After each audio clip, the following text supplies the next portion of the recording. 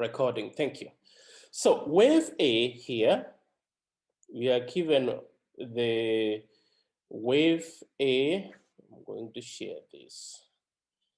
And we are asked, this is the wavelength of wave A, and frequency for wave A is 1.5 times 10 to positive 8 cycles per second. What are the wavelength and frequency for wave B? We can use this, it is a conceptual that you got to think, no calculation. So if I look at the relationship between the two, I can tell that the wavelength of wave B is almost half the wavelength of wave A. So I can use elimination method and say this is wrong. They cannot both have the same wavelength. So B is wrong. I'm left with maybe A, of which it is 2, and it is half. I can say, all right, A is makes sense. But if I look at C and D, it doesn't make sense because it's just like 4 times. All right. It is 4 times smaller than yet by eyeballing. It's look like it's half of A. It's half of A. And if you look at the frequency, it is also twice. All right. Frequency look like it's twice, which leaves us with option A as the appropriate or correct answer. This, I like sometimes, I don't want all questions to be calculation. I like to throw in sometimes conceptual question you just have to look at.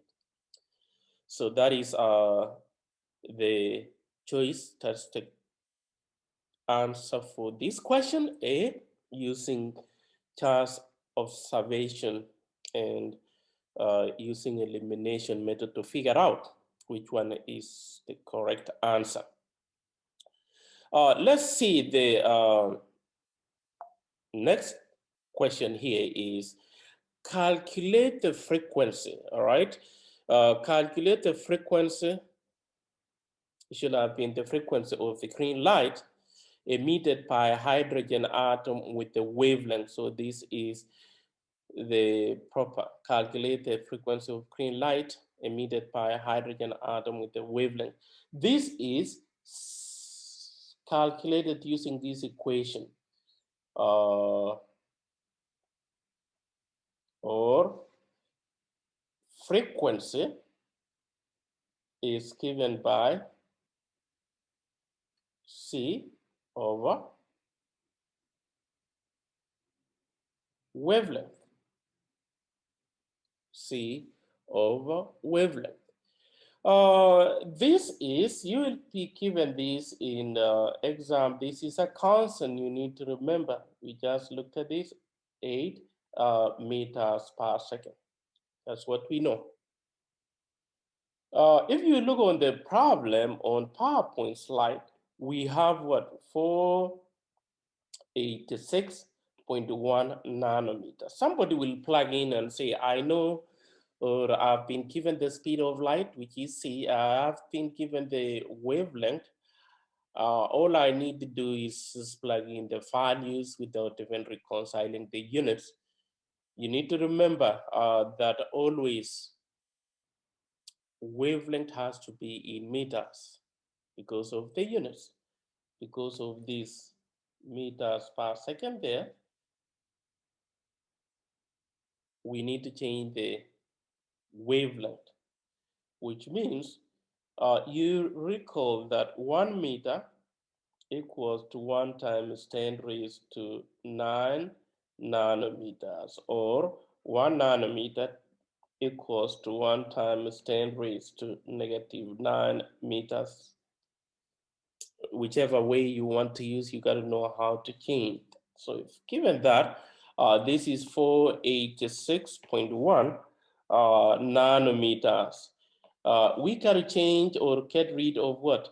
Nanometers here and remain with meters. So 1 nanometer equals to 1 times 10 raised to negative 9 meters, negative 9 meters. Unit reconciliation, I'm just gonna cancel that. And if I do that, this is 4.861 times 10 raised to negative 7 meters. This is the wavelength now we will have to use in our calculation. Frequency, therefore frequency equals to 3.00 times 10 raised to 8 meters per second over 4.861 times 10 raised to negative 7 meters. Meters and meters will cancel, so you'll remain with per second, which is the units for frequency. So 3 exponential 8 divided by 4.861 exponential negative 7.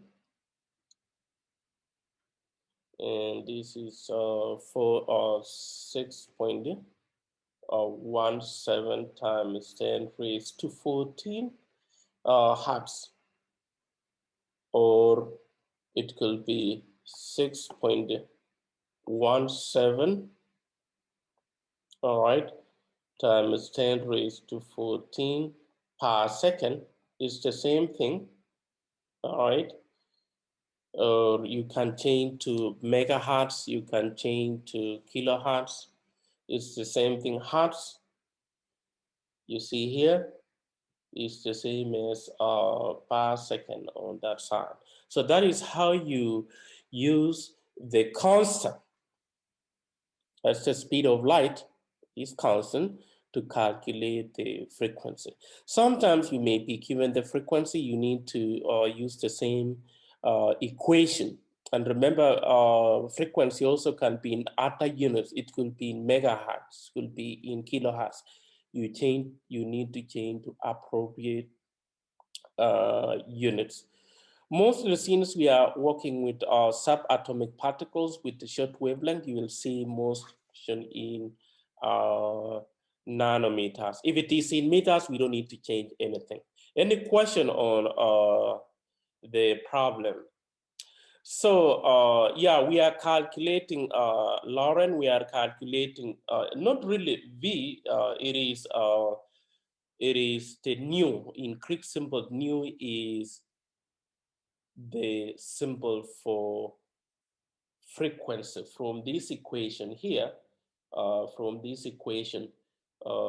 wavelength, this is the wavelength, is given by the speed of light over the frequency. They use that, it's not like phi. So if I rearrange the equation, frequency is given by c over wavelength, which is what we used in the previous, in this question right here. Make sense, Lauren? I saw you asked question regarding V. Yes, V it's look like an italic. When you look in the text, it's look like an italic V. Yes, it's a symbol for frequency. It's nu. Well, this one is lambda. They call this lambda for frequency. So in the exam, I'll give you this, but for quiz, you need to find out, you need to learn, so that exam, you just go and plug it in the equation. Now, moving on, as I say that some questions are conceptual, that you need to think through the problem. Which of the following types of electromagnetic radiation has the lowest frequency? For this, you don't need to make your life hard by memorizing that which one is, or I need to know that orange is has the lowest frequency, or the highest frequency among all the colors I gave you. All you need to know is understand, commit to your memory this diagram I do have here. And then you write, of course, this. You see this notation, the 3 here and the 3 here.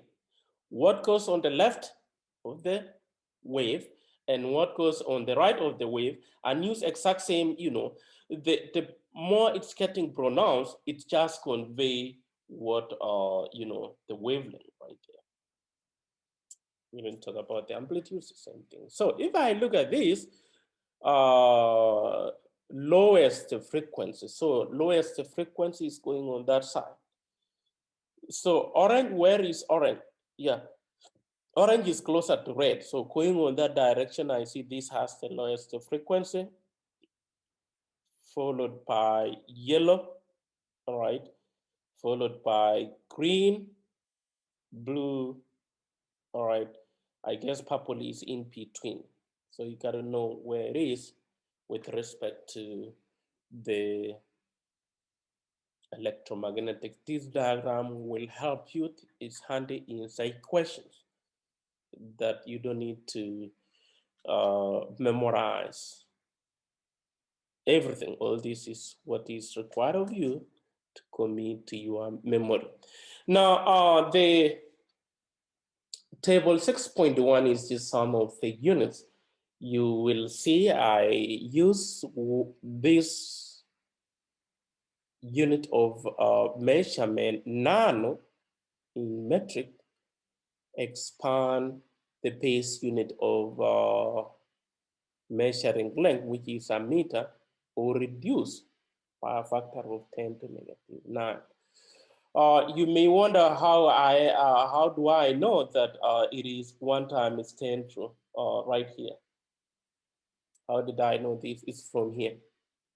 It's something we learned earlier on about the Greek prefixes. Kilo times 10 raised to. There was mega, I gave you this. Kilo, giga, mega. You need to go back again to think chapter 1 on measurement, and the prefixes used to expand and decrease. What we didn't look at is the angstrom here. 1, and they use this note here, is the same as 1 times 10 raised to negative 10 meters. 1 angstrom. You can use this also to change from angstrom to meters. You will have to remember that so that you don't just plug in the values and assume that it's going to work. You'll have those. Any question on the wave nature? We have looked at the wave nature of light. All right. We have looked at the wave nature of light, and it turns out that light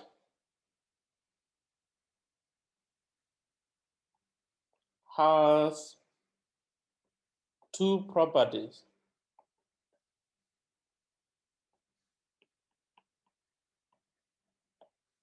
One is the wave property, and then what we will look at is the particle property, which we are now shifting gears to it, that the light we see with our naked eye, whether it's from the bulb, has 2 properties. One, it behaves as a wave, which I've just covered that. You know what a wave is: wavelength, frequency, amplitude, and such stuff. So we are done with this. Let's go back to how we ended up with the particle. How did we end up with the particle nature of light? In section 6.2, in the early days, 1800, 1700, there were 3 observations scientists of that time could not explain, and they were trying to understand what is the rationale behind it, what's the reason, what is the black body radiation, and what do we mean by this? Black body radiation means something was black, and then when heat or something is applied to it, it started emitting light. For example, I'm gonna come back to this light. This is this nail here. If we subject it to intense heat, it starts glowing. It's giving a light. It's giving away light, just like your stove, electric stove. Turn it on. If it is dark at night, of course, it will start emitting light. This is where the black body radiation. That why do objects emit light, yet initially before they are subjected to intense heat, they do not, they are black. Then there was the emission of electrons when light is shown on the surface. If you think about this computer screen, if a certain light of characteristic wavelength is shown, some electrons are ejected off the surface. They could see that and they couldn't explain that. Now, emission spectra, the line spectra, we look at that when atoms are excited. To excite is just to move or imbibed with energy, they start emitting light. These three phenomena here led to the development of the particle nature of light. This is where the photons comes in. I know you know what photon is. We will see, as we look at this, we will see different personalities, different scientists who contributed into explaining the black body radiation, the photoelectric, and the emission. So the first personality is Planck. Planck was a German physicist who is credited for development or discovery of the energy quanta. Energy quanta. Planck is credited for energy quanta. Quanta is, or quantum. Here, quanta is a particle.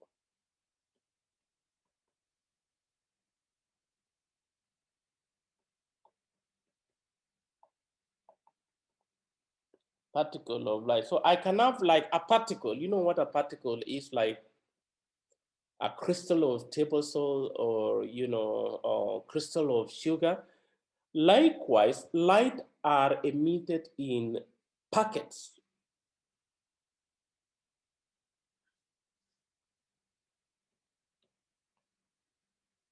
If it is one, of course, this is going to be quantum. Many is quantum, a particle of light, just one, which we call a photon. You know what a photon is? It's just a particle of light. We call a photon. That instead of now continuous line, I can say that light travel in like this. So I do have particle of light still going like a what? Like a wave. So what you see as dots represent quanta, just showing you what this. And Planck demonstrated this, that light are emitted in packets we call quanta, and that explain. He used to explain this, that once these observe enough energy, the energy internal will be emitted in small packets called quanta. Quanta is one.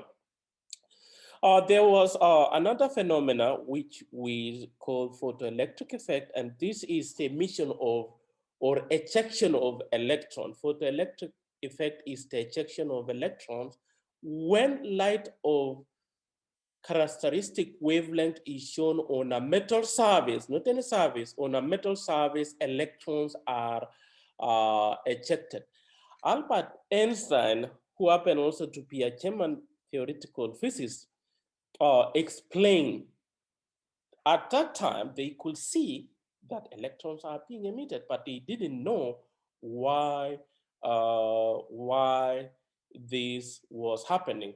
And it turns out that if we have, this is how we explain that if this is the metal surface, and say, let's say we have electrons, all right? We have electron on the surface. We have electron on the surface, negatively charged. If a packet of light, let's say that is a particle of light, is gonna strike that electron now will be ejected and of the surface. This is what he used. That the reason why we see ejection of electron from the metal surface, this is the metal surface, is because of the particle nature of light, that lights are emitted in small packet, and each metal has a different energy at which the electrons ejected depend, below which that phenomenon is given is not going to work. The energy required, which he concluded this is, let me rewrite this as E of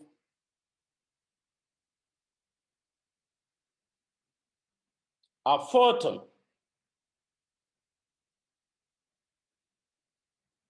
of light. So if this is a photon striking the metal surface to eject this electron, this photon must have some energy, sufficient enough to cause the ejection of electron. It does not mean that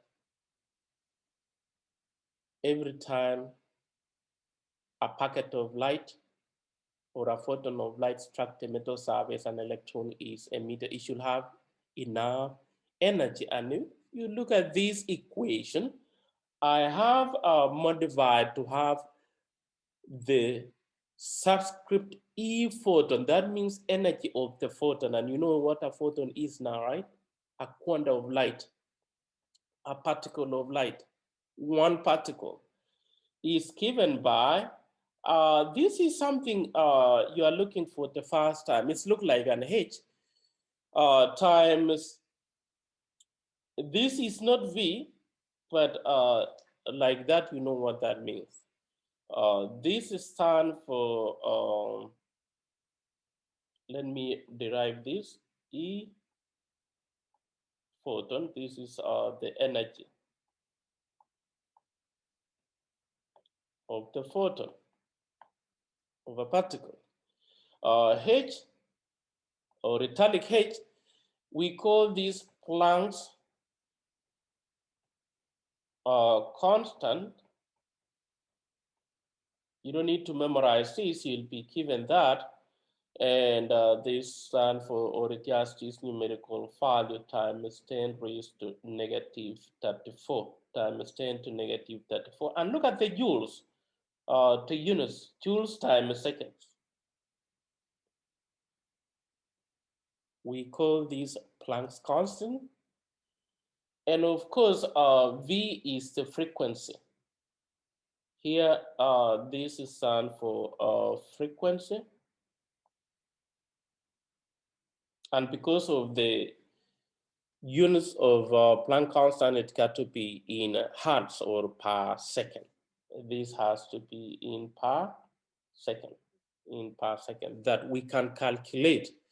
This is Albert Einstein calculating the energy over photon. So it's shown that this is our particle here. We can use this equation to calculate its energy. If we are given the frequency and the Planck constant right now, we do not have, but you will be given this. I'll give you this in the exam, but if it is homework, you need to flip the page and get the Planck's constant. This is not velocity, it is the frequency. This can be, you may be given only the wavelength. If you are given the wavelength, you'll have to plug in. Energy also can be given like this. Energy can be over photon, just can be given by the Planck's constant, speed of light over the wavelength of the photon. The wavelength of the photon. There is no my difference between these. It's understood from the previous section that C is or frequency. This is frequency here. Remember, frequency was given by C over the wavelength. So we are just substituting frequency with this value here. Frequency here is substituted with this. Because sometimes you may be given only the wavelength and you say, I thought this was frequency. But in the problem, I don't see the frequency. I've only been given the wavelength. You'll be given the wavelength and you are expected to reconcile the wavelength with the speed of light in order to calculate the energy over photon. So there are two equations. This is equation 2 and this is equation 1. Look at the values. Look at the values you are given. Look at the units. If you need to use the frequency, or if you use, or if you need to use the speed of light, and the wavelength of what? The wavelength of the light. In this case, this has to be in meters as well, because this is in meters per second. Meters per second. So if that is the case, let's see, calculate the energy of orange light emitted per photon of neon sign with a frequency of 4.89 times 10 to 14, all right, times 10 to 14 hertz. This is 4.89 times 10 to 14 hertz, like that, is the same as 4.89 times 10 to 14, 1 over second, or 4.89 times 10 raised to 14. All these are the same thing. So I don't need to change the frequency. If it was in megahertz, if it was in gigahertz, I'll have to do some conversion first before I plug in the equation. So the energy here is, you say energy of the photon right here.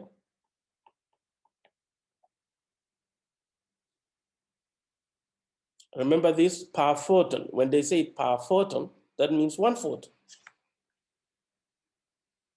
Planck's constant times the frequency. And this is 6.626 times 10 raised to negative 34. Units here is joules per second. I will multiply by 4.89 times 10 raised to 14, and the units here is per second. Look at what is the units will go away. We are left with what? We are left with joules, and then of course you can change to kilojoules, but here we were not given the specific. Guys, you need to be well-rounded with your calculator. In the previously, I've come across a student who doesn't know how to use the calculator. Somebody asked me in the exam, can you show me how to write exponent? I say, no, this is not the time to learn how to use the calculator. Always bring your calculator with you. So this is 6.6, 6.626 exponential negative 34 times 4.89 exponential 14, and I see it is 3.24 times 10 raised to negative 19 joules. All right, joules. So here, I was given the frequency. If you are not given the frequency, chances are you may be given the what? The wavelength, and you have to change. In that case, you use equation 2. This is equation 2 I'm talking about. If you are given the wavelength, you have to calculate the energy of photon. Well,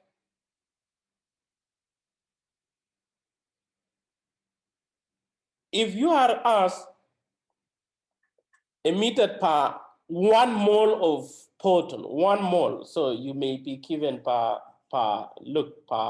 1 mole of photon. How will you do that? It's understood that 1 mole will contain 6.02 times 10 raised to 23 what? 23 photons. So you'll have just to multiply by the Avogadro number just to test you whether you know.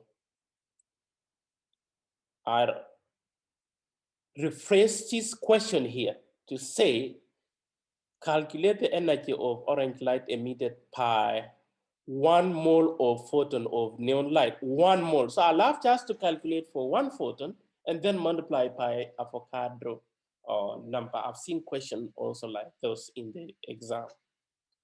So if we were to do for 1 mole of photon, we will say that here it was what? It was, this is what you will do. If it is for 1 mole of photon, we can just do that real quick. For times 10 raised to negative 19 joules per 1 photon. This is per 1 photon of light times now 6.02 times 10 raised to 23 photons, because we have what? 1 more.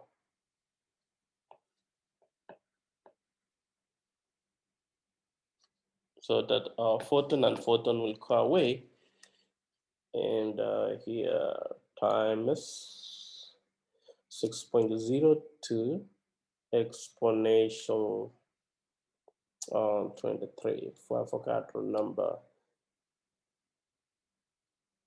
1, 2, 3, 4, 5. So 1.95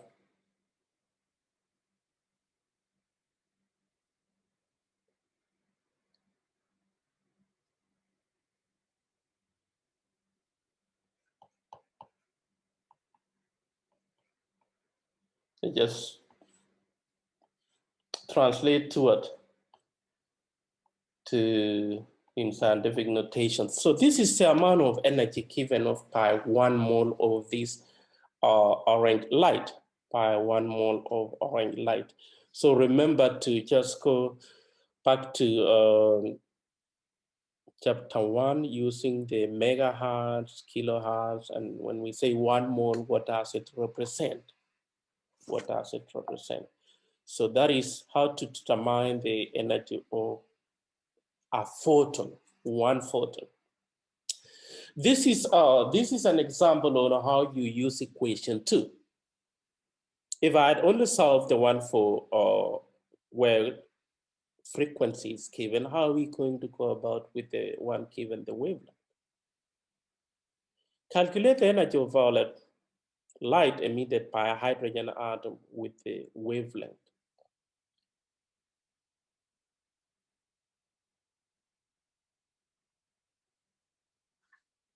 So energy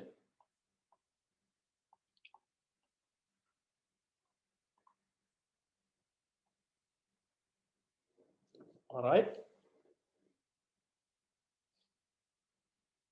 Already the wavelength is in, no, it's not in, this is in meters. But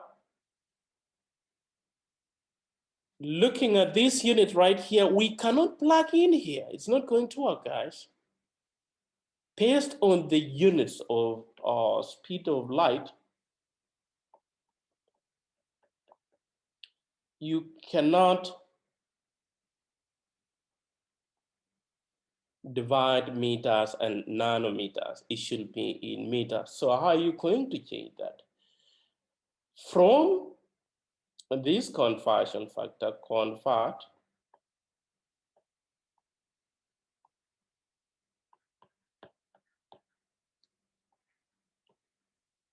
to meters by using the conversion factor. You want to get rid of what? You want to get rid of nanometers. You want to end up with meters. 1 nanometer equals to 1 times 10 raised to negative 9 meters. That will which will leave you with 4.101 times 10 raised to negative 7 meter. So we know now the wavelength in meters, which we can now plug it in our equation that our energy now given by the Planck constant 6.626 times 10 raised to negative 34 joules time a second, and then times the speed of light is 3.00 times 10 raised to 8. This is meters per second. And then we are dividing it by what? The wavelength, which is 4.101 times 10 raised to negative 7 meters. So that meters and meters will go, joules and joules will go. We'll end up with our answer. Let's say, let's multiply now. That's what we had. This is the wavelength. We are going to plug in there. So 6.626 exponential negative 34 times 3.00 exponential 8, and then we divide by 4.101 exponential negative 7. I'm getting here 4.8, three significant figures,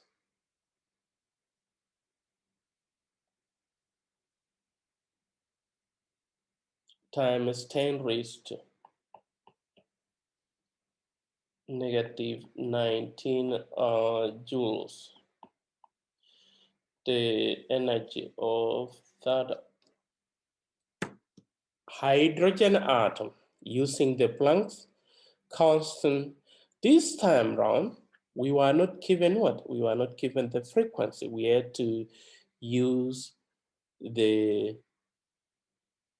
previous understanding relationship between frequency, speed of light, and the wavelength, and to rearrange.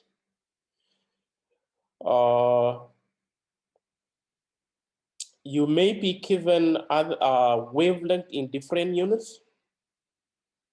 You may be asked again, find or calculate the energy in kilojoules, and then you have to do the conversion to kilojoules using the appropriate conversion factor. These problems you cannot study, but you practice. Basically, most chemistry problems, it calls for practice, and you don't read like a novel. It's about practicing and practicing. That when given problems, you need to find your way out. Any question on the particle nature of light? That light behave as a wave, you gotta know the wavelength, and also light behave as a particle. We call that particle quanta or photon. It's the same thing.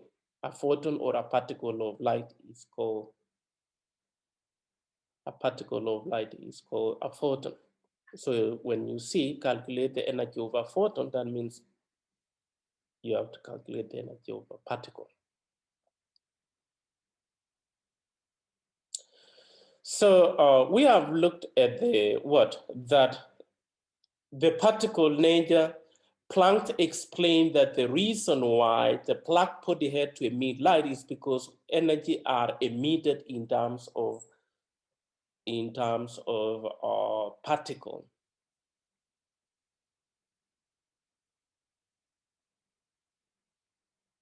During winter time, maybe you just light a grill or fireplace, you warm yourself. Why do we feel some heat? Yet, there is no connection between the fire itself and where you are sitting. The heat is being given off in particle. You can see that particle of light. Let's see the third phenomena, which is the emission spectra. Section 6.3 is on atomic emission spectra. There was an observation at that time. Scientists could not explain why light, or when certain gases are excited, certain gas atoms are excited in an evacuated glass tube, they give a characteristic line we call atomic emission. From the word emit, to emit, this was a mystery for a long time that they could not explain. And the emission spectra here is the observation of light. What you see here, it has nothing to do with the color you see, but line spectra is what I want us to look at. The line spectra here versus continuous. As opposed to, this is what we call continuous. Let me explain this first versus this. Let me explain this versus this. Allow me to go back a couple of slides to explain the emission spectra. Emission spectra or continuous, what I mean by continuous is, you see the red color here is continuous. It's continuously, and then it matches to something else, and then the yellow continue a little bit, and then matches to green, and then green continues, and then blue continue. That is what is meant by continuous light. Versus the light spectra now, which we see characteristic lines of, we see characteristic line, which is a red line, yellow line, this. And they could not explain why there was what? For hydrogen. The first one was hydrogen. When above like this is for hydrogen, an evacuated glass tube, just like a vacuum, and filled with hydrogen gas for neon gas excited with electric current, they give characteristic line you see for hydrogen, you see for neon. Instead of continuous, there was some characteristic line. For example, violet at around 325, around 6, around 665 for red. You see 1, 2, 3, 4. There were only four lines for hydrogen emission spectrum with discrete wavelength. It was a mystery that why they could not see that, but later on they could not understand what this is. This represents the wavelength we talked about earlier on. Remember, red had the longest wavelength. In between here, you can reconcile violet is somewhere here. This corresponds to wavelength. You may have done the atomic line spectrum. Line spectra. Spectra is many. This is for one. Now, when they first observed for hydrogen,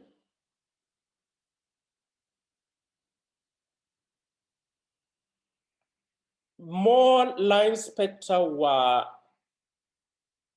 generated. They call it fingerprints. You know, fingerprints. Fingerprints is, you know, at some point maybe your fingerprints have been taken. Mine have been taken several times, and we know fingerprints. Before, in case somebody commit a crime and then they take the fingerprint and then they might, right? So likewise, the scientists established fingerprints for all the elements they knew. For neon, you see here so many lines. For sodium, for potassium, all the elements you can think of on the periodic table, they established the fingerprint. And this is what they are actually using in establishing what is outside there in the outer space, is by looking at the line spectrum. For example, if we have a known gas and then we look at the line spectra and then we see it emerges this, and then we say, okay, there's hydrogen in there. If it emerges something like this, then we say there is neon. Now, one thing you need to carry from this slide moving forward, which we will have to come back, is the more we have electrons, remember as the atomic number on the periodic table, as the atomic number of element increase, likewise the number of electron increase. This has to do with the electron gas. This is where we are going with, is the reason behind so many lines is because of so many electrons, and we will see that why is the case. So this is what they observe for what? For hydrogen, line spectra for hydrogen. And there are how many lines for hydrogen? 1, 2, 3, 4. Remember for hydrogen, so far what we know for hydrogen is atomic number 1, it has 1 proton, it has 1 what? 1 electron, 1 electron. Experimentally, they could see this line spectra for hydrogen. And then John Palmer, who was an English teacher, he came up with the calculation of the lines. He came up with an equation for which you can do what? Calculate the wavelength of this. If you can experimentally look at where they lie on this is between 400 to 700. John Palmer discovered a simple mathematical formula by which you can calculate the wavelength. This is the Palmer equation. 1, the reciprocal of, let me just find the reciprocal. You know this reciprocal. 1 over, this is the same wavelength we talked about earlier on, equals to, all right, we call this radius per constant, and you'll be given that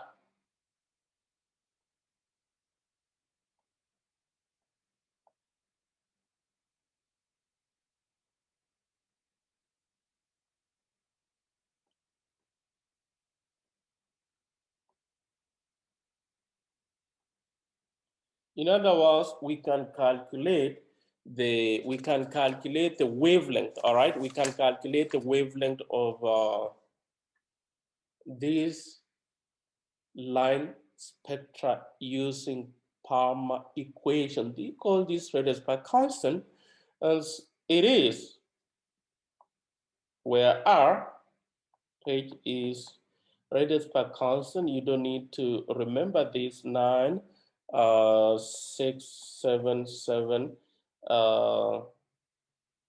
6 times 10 raised to 7, positive 7, and it is per meter. Per meter. The constant here is called the radius per constant. Take note of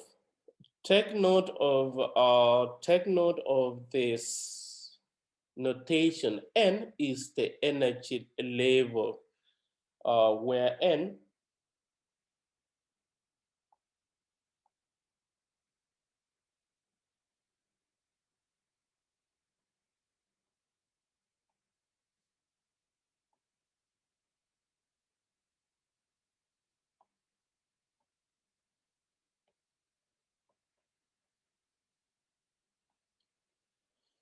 in this case, let me just explain what the rationale behind this line has to do with electrons when they are excited. If this is an hydrogen atom, using Bohr's model,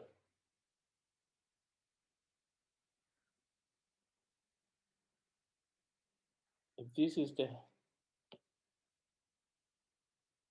hydrogen atom, this is the nucleus, n equals to 1, n equals to 2, and then n equals to 3, energy level 1, energy level 2. You'll come back to this just to explain to you. We'll come back to what does, you know what energy level, it's the shell number. The explanation behind this line is when a particle of light strike an electron, this electron will go to a higher energy level. We call this excited.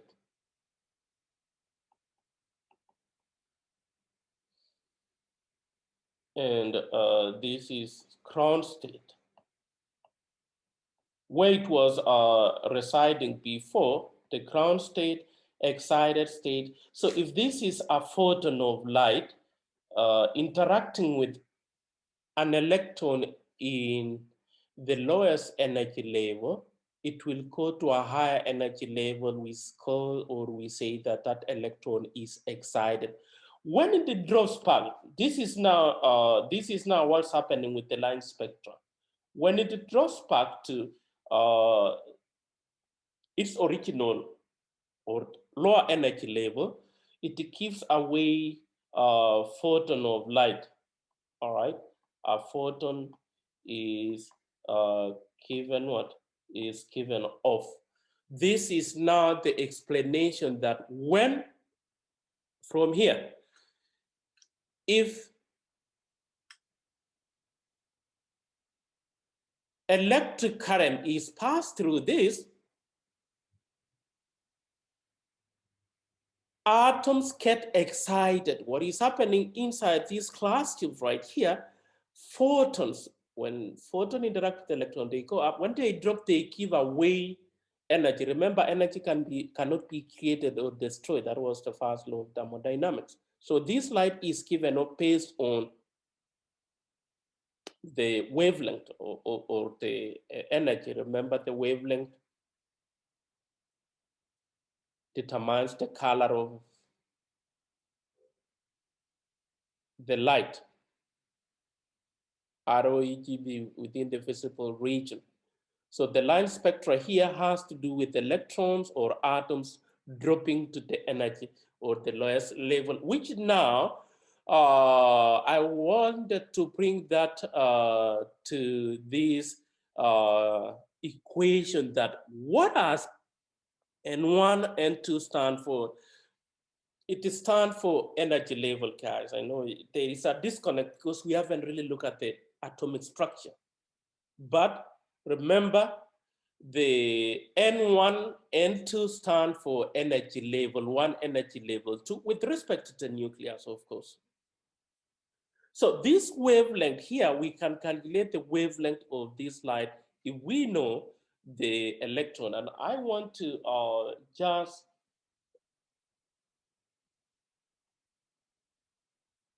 label this energy level where the electron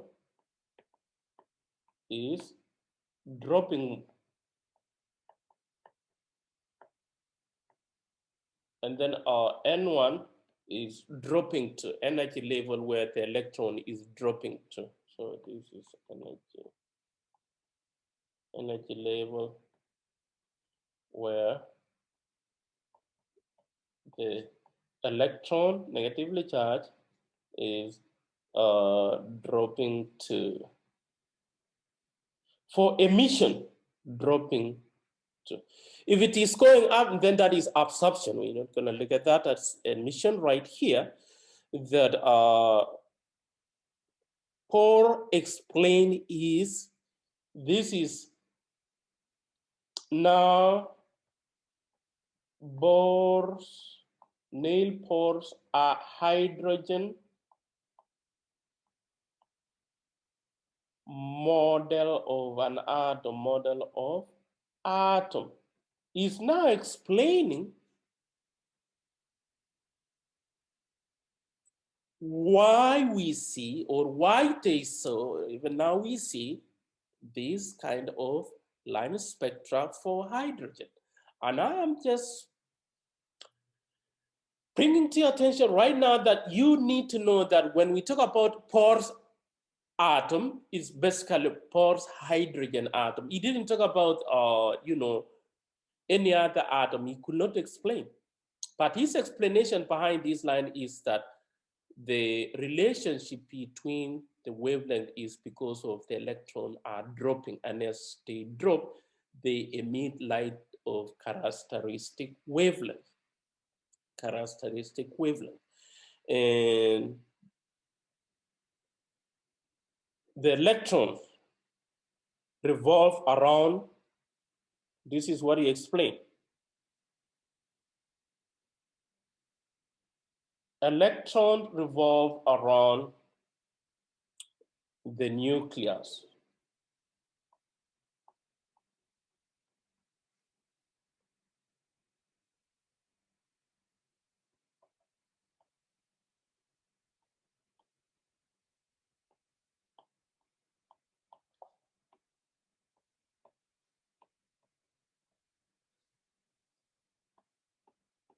He proposed that electrons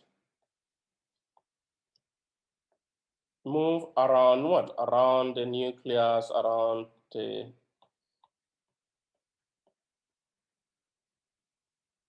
following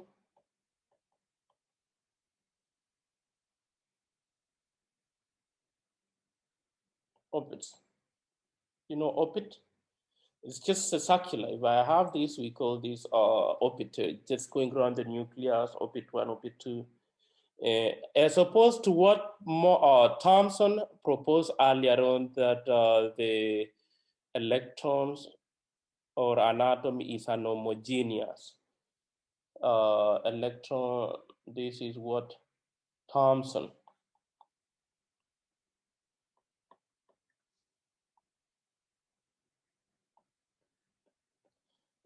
model explained that an atom is just an homogeneous mixture of electrons, protons, electrons. Remember the Bloom-Bardeen model? This is what Thomson had earlier on proposed, that an atom is simply an homogeneous mixture of positive and negative, where positive stand for protons, negative electron. But Neil Bohr model of an atom, he was a Danish, by the way, he was a Danish chemist who is credited for foundation of understanding the quantum mechanical model of an atom where we are right now. So he's starting to build a model of an atom by explaining. He's using this line spectra, which they could observe, to explain this, all right, to explain that this is what the atoms look like. Like, hey guys, you know why we are looking at this in hydrogen? It's because in the hydrogen, electron move around the nucleus following a certain set path away from the nucleus we call orbit. So we call this orbit, yeah, which is a circular path. Here,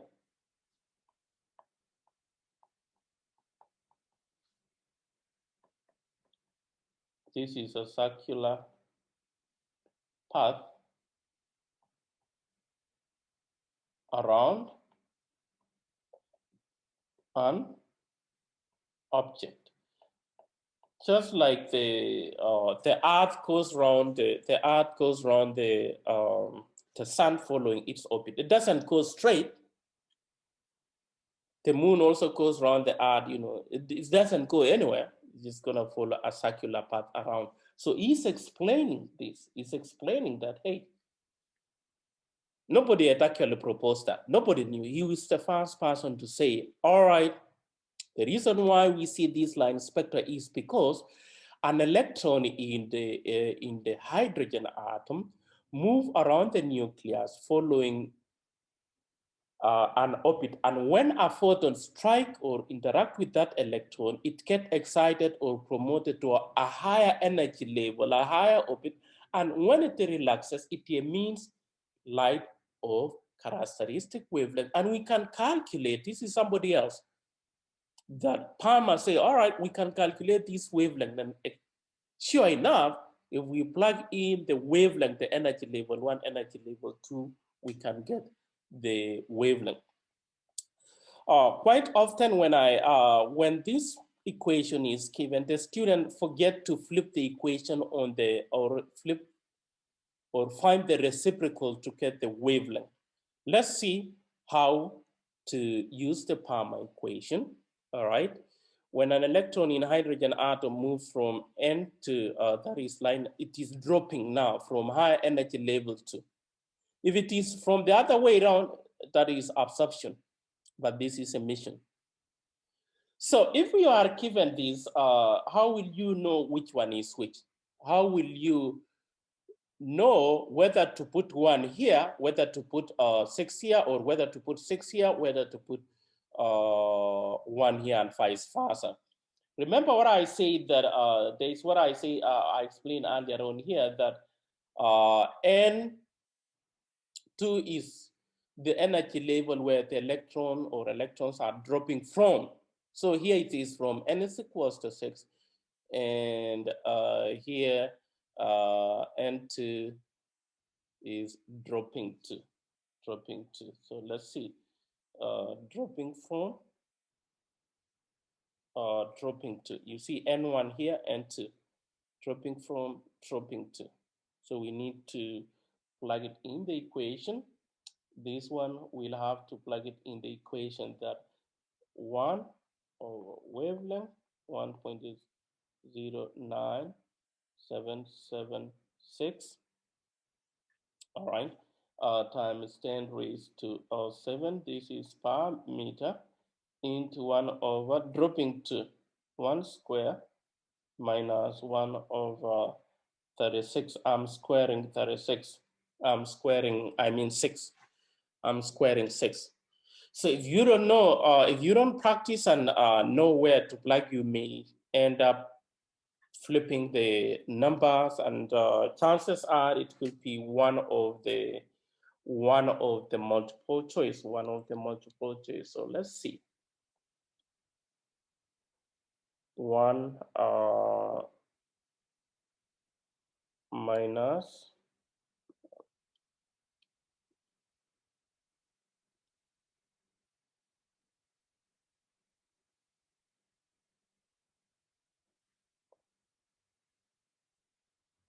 times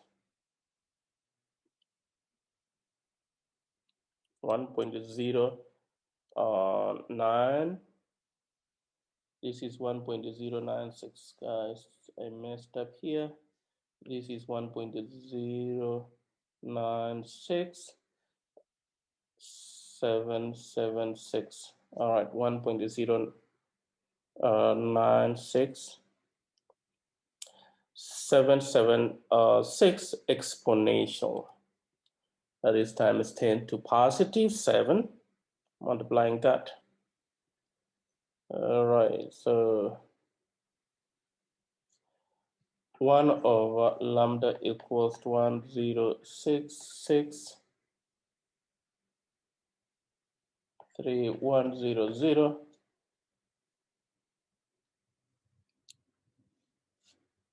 And if I find the reciprocal of that, lambda equals to 9.37 times 10 raised to negative 8 meters. Oh, in nanometers. All right. You got to find in nanometers.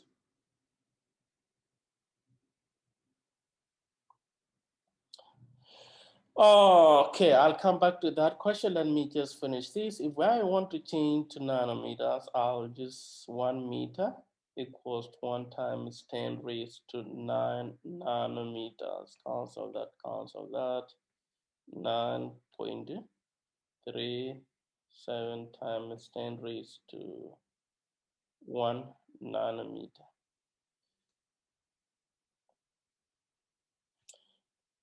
That is in nanometer. Let's see. All right. Where do you get? It is the radius per constant. It is given that. This one I'll give you. It is in the text. This constant right here, from this equation here. From this equation, you know, when we plug in here, look, click. When you look at this equation on the PowerPoint slide, this is the equation to find the wavelength. This radius per constant is this right here. It is in the text I'll give you in the exam that R constant is equals to this. The c, that is the speed of light, is equals to this. But for homework, you need to understand it is in the text, rate per constant. Thank you, Lila. That is where I got that. Lauren, you don't need to remember the radiation I showed you in that chart. All right, like the microwave, the radio wave, unless maybe it is in the homework where you can flip that, but for exam, you know, you don't need that. But I cannot rule out, you know, elsewhere that they might ask you, but for us, I don't need you to memorize the radio wave, the microwave, the X-ray, the gamma ray. What is important in terms of electronic structure of the atom is the physical region where we are right now, which we can see with our naked eye. Any other question? I hope Blake, I answered your question. It is times 10 to positive 7, by the way. It is not 1.09. Yes, it is radius per constant. So that is how you need to remember in terms of the radius per constant you'll be given. This is where the electron is dropped, or an electron is dropping from, and it is dropping to. Know how to use the equation. One thing you need to remember is you'll end up with the unit in meters, but the question will be in nanometers. So it is something which is a standalone conversion factor you need to recall from previous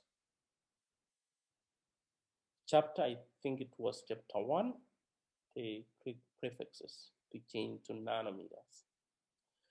You need to flip the equation. You see 1 over. So I have to find the reciprocal of this number to get the actual wavelength, and then we move it from there. That's what you need to remember. So still on Bohr's model, I explained this, the Bohr's model, that he proposed that, and this is hydrogen atom, Bohr's hydrogen atom. Model.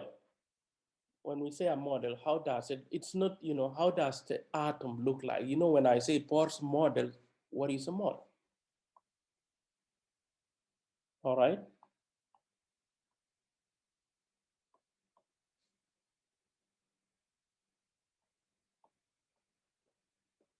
Model of hydrogen.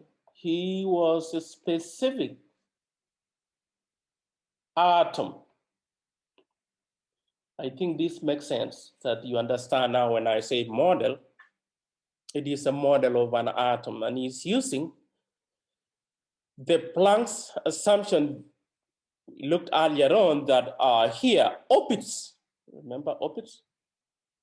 Remember the circular orbit? So he's saying now, if this is the nucleus,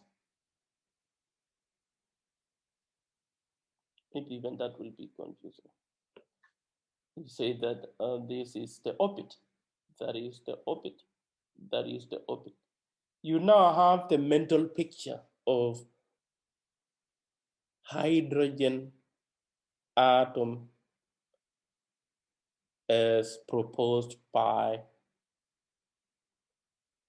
Paul, which is not what the case right now. Guys, this is not what the model look like. It's just a foundation. We will see later on that it will be modified to something else. Based on the line spectra, is using the line spectra. Remember, this is only for hydrogen atom. It is not all atoms in all atoms of element on the periodic table. And he used the emission spectra to explain why this model. He's using the emission spectra that when an electron is excited due to interaction with a photon, you see it is excited, that means it has more energy. When it transitions, when it comes down to the ground state, where it was, when we say ground state, that is closer to the nucleus.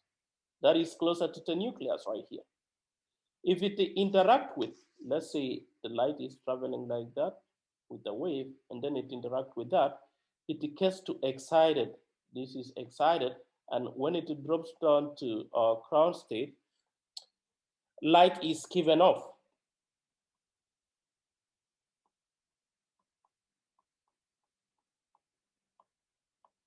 So this is explanation. Light is given off.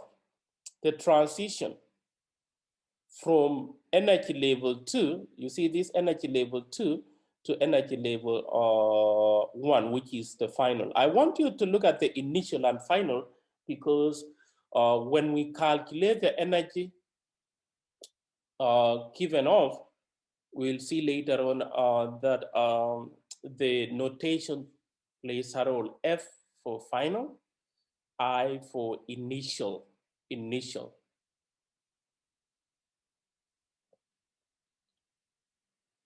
So energy level 1, energy level 2, here n equals to 1, n equals to 2, n equals to 3, n equals to 4, n equals to 5, energy level until the infinity. And an electron is allowed only for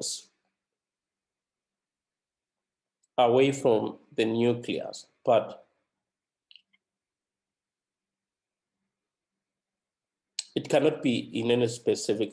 So you may, or at that time, they could not understand why, if electron is negatively charged, remember electrons are negatively charged, protons which are in the nucleus, why is it not really, positive and negative attract? Classical physics, positive, negative to attract. And the reason why electron is not spiraling into the nucleus, is because they are spinning around the nucleus following its orbit. Similar to, I used the analogy of the sun that the earth is not going to spin to the sun, like we're not gonna slam into the sun because the earth is following its orbit. In a similar way, that is what is happening. And here is the nucleus, of course. This is the nucleus in the center where we have the neutrons and protons, neutrons and protons. Now, energy is emitted or absorbed based on that, and we can calculate the energy which we looked earlier on how to do.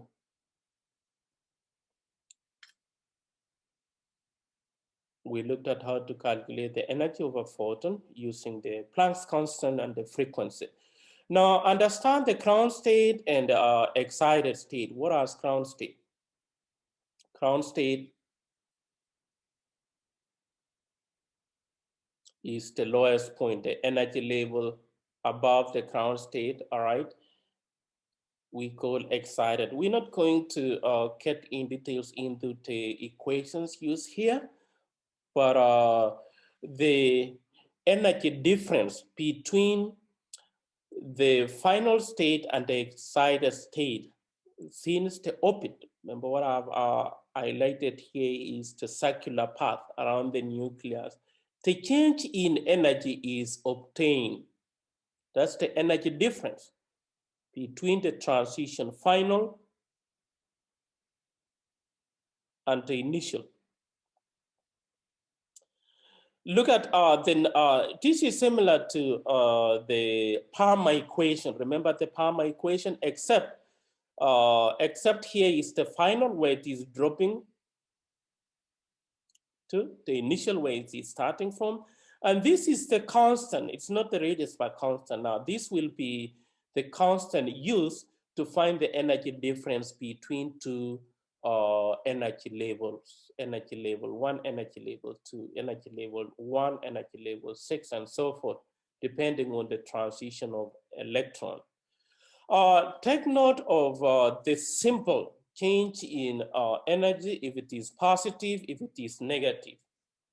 If you plug in the equation and it ends up that change in energy is positive, that means energy is absorbed. Remember endothermic? Delta H positive, we can use the same understanding. Delta H positive means energy is absorbed, it is endothermic, and I think it works the same way when calculating the energy. If an electron is absorbing, or if it is absorption or if it is emission. A negative change in energy means the energy is released. That is the same way as exothermic. This happens if final is less than, that means the transition.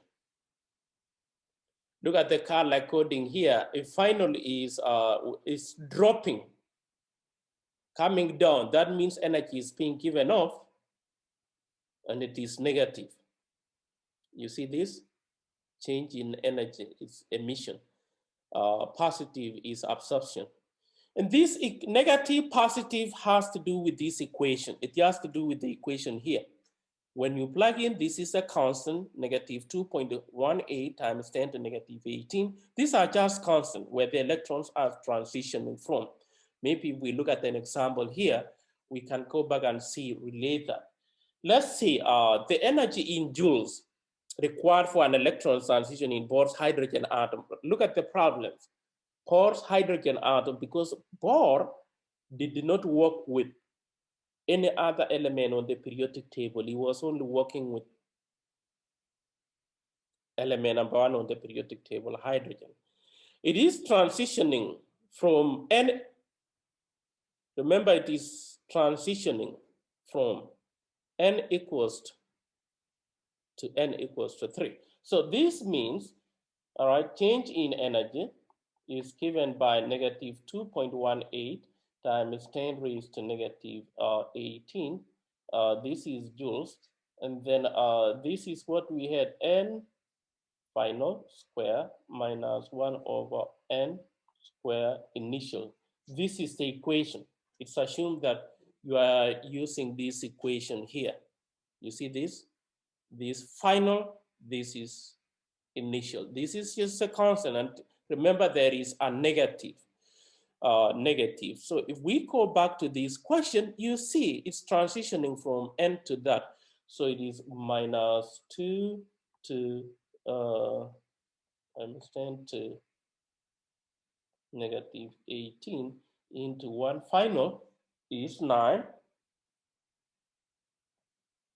minus 1 over what? Over 1 square initial. So if I divide that, 1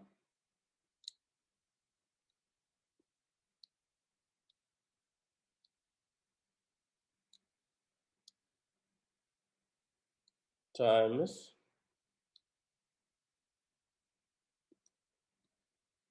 exponential 18, and I see that it is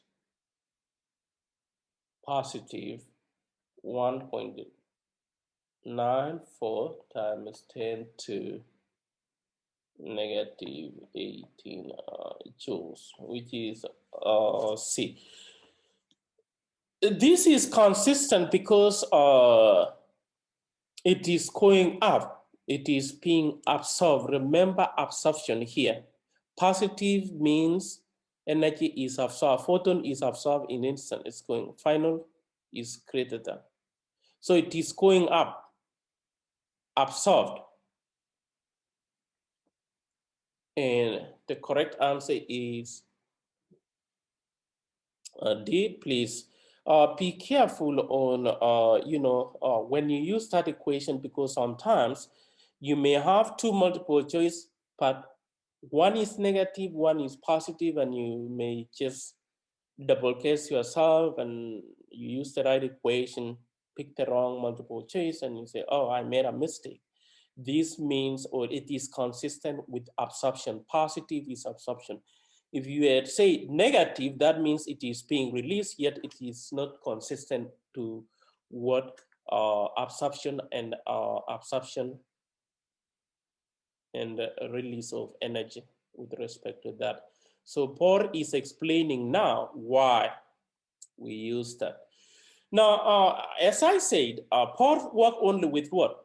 With hydrogen atom. That is why I label that as Paul's model of hydrogen atom. It only works for hydrogen atom, but not for multi-electron. Paul's model did not work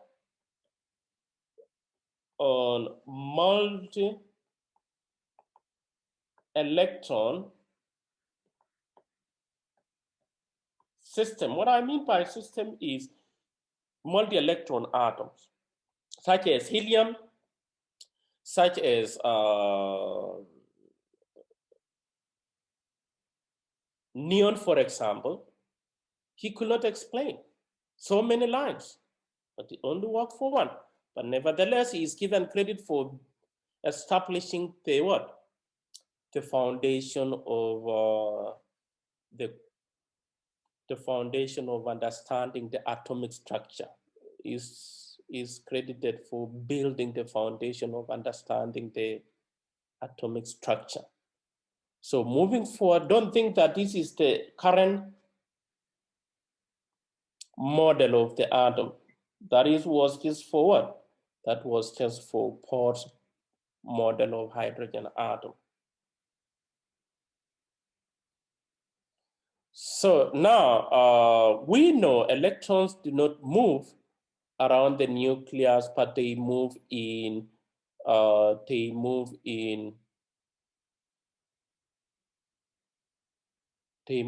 the nucleus like waves. We need to include that electrons, what we know is, if this is the nucleus, electrons are moving around the nucleus like in waves. So we have waves like, moving like waves like that. Electrons are moving around the nucleus in waves. And the reason why the electrons cannot slam into the nucleus is because they only exist in certain energy level, or there are some regions we call the orbitals, which we will talk about later on, that electrons behave like waves. So this is moving, electrons move around the nucleus like waves. Because of time, I don't want to start a new concept here. I want you to read until section or read section 6.4 and beyond. This is where we'll pick up from next time. We will look at the de Broglie saying that if light behaves like matter, and then matter shall behave like light. We'll see that next time. Because of time factor, I'll leave that until next Tuesday. If there is no question, if you join the Zoom in the middle of the lecture, there is quiz number 5 going on due Sunday. Please do complete the quiz by Sunday, because I receive emails for those students who do their work. They want to see what they miss, and when I post the answer key and you are asking me later, it's kind of like, you know, let's all move on the same page, so that next Tuesday when we meet before the next exam, you will learn through the mistake you may make in the quiz and say, okay, I got this. I don't want to make the same mistake again in the exam. Please do catch up with the homework assignment. I will make the homework assignment also due this weekend. That is chapter 5, because we are done with 5, and there is no reason why you should not complete homework number 5 before next week. Please make use of the SI session again. We are almost getting to the final month for the semester. Other than that, the class is dismissed. I'll see you again next week. Thank you for tuning in. Bye-bye. I have a quick question. Yes. On the wavelength problem, how did Yeah. you get the reciprocal? Oh, yes, it's because of the reciprocal here. Let me just go back to real quick to this equation here. The wavelength is given, if this is the equation here, right? You see this equation right here? I can't see the PowerPoint. Oh, okay. I stopped sharing right here. It's because of the equation given here. You see, this is what I wanted to show you. Can you see the PowerPoint slide? Yeah. So if I solve what I have on the right side of the equal sign here, that means the numerical value you will get here is not really the wavelength, but if you flip this equation, that you take the lambda up, that you just say you have to do the same thing with the right side. Does that make sense? Yeah. Yes. So always, thank you for asking that, because I have seen students, they just go on cruise control, they forget what is going on the left and say, boom, I plug on my calculator and then just hit return and I have the fund. What was the value that you used to multiply your value to get the reciprocal? That's it's just 1 over. You can just use on your calculator. There's nothing that like to reverse, but you can say, let's say if I have 5, right? I can say 1 over, and then I'll say 1 over 5. You just divide by 5. That is how you flip. Do you mind going back to that problem? All right, no problem. Was it this one right here? No, this one right here, right? 9.3. Yeah. So if I look at this one right here, right? Mm-hmm. 1 over, I'll find the reciprocal of this, which means this number divided by or 1 divided by this number. Lambda divided by 1 is the same as this. So Okay. 1 divided by that. Okay, cool. You see where I have 1 here, right? You see this one right here? Let me circle it right here. Oh, okay. So I'll take everything up there. I'll take the lambda on the left side up, and I'll take 1 on the other side. Okay. Does Yeah, I that make didn't sense? see that 1. I didn't notice it the first time. Okay, no problem. Thank you. You're welcome.